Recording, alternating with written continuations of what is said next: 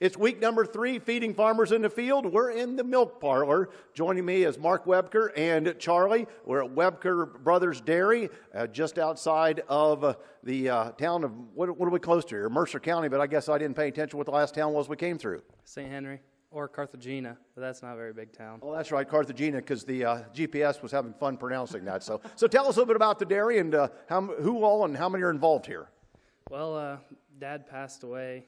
It'd been about 11 years ago, next week actually, and we had a big decision to make when he passed away. The parlor's in pretty bad shape, so we decided to build. Put up a double 10 parlor here and a freestall barn out back, and we since then almost doubled the herd. So tell us about the operation. Who does what? You've got 3 brothers involved, and we kind of met and said, okay, everybody's probably got their own really different responsibility. Who does what? Well, we start the day with Adam and I milking cows in the morning, and Alan mixes the feed, and then we just finish feeding, and throughout the day, Alan mixes feed, beds, all the chores that needs done on a dairy farmer throughout the day, and in the nighttime, Alan and my mom still comes out and milks, so she's a big help. And you actually work a good bit of time, depending on time of the year, off the farm. What do you do in addition to the dairy farm?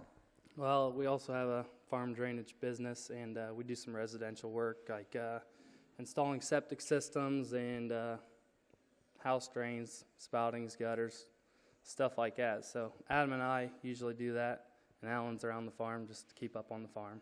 I was going to say, somebody always has to keep things up with the dairy. Charlie, can he turn anything on or off while he's pushing that? Because he's having fun checking out the buttons. You like that? That's the microphone. Say hi. No. You can have the windsock. We're not outside, so but don't eat the windsock. But that's probably not a good thing. So tell us more about the dairy at this point. How much of the silage do you have done, and what else do you have to do in the fields to get the crop put in for next year as we feed the dairy? We got the silage in the bunker. It was a little bit of a struggle once we started getting all this rain, and now that it is plenty wet out in the fields. We were showing corn yesterday, and we were leaving some ruts, so we decided to quit. So that's why we're not out in the fields today, but hopefully it dries up. Cows got to like this drop in temperature, I got to believe. Yes, they really do. We shut the fans off finally for the first time in a long time. So.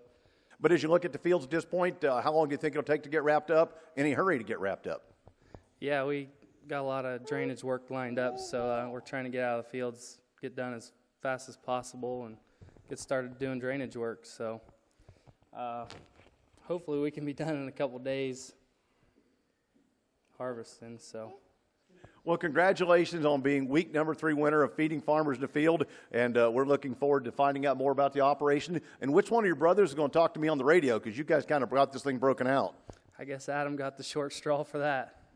Well, you got to do the TV, Adam's going to do the radio, and we'll have the whole family on. We'll check it out. Week number 3 winners of Feeding Farmers in the Field. We're in Mercer County, and this is Wuebker Brothers Dairy.